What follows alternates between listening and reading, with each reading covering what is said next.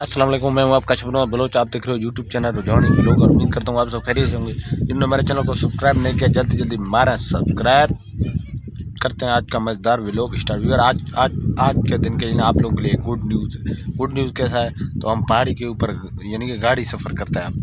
तो जब हम गाड़ी पे पहाड़ के ऊपर सफ़र करेंगे वो नज़ारा आप लोगों को दिखाएंगे। आप हमारे साथ रहें, इंशाल्लाह वीडियो देख के आपको बहुत मज़ा आएगा। मैं भी खुद भी पहली मरतबा जा रहा हूँ, लेकिन वीडियो मैंने देखे जहाँ मैं पहली मरतबा रहा हूँ। तो आगे चल के आपको दिखाएंगे अच्छे व्यूज़, हमारे साथ रहें इंशाल्लाह।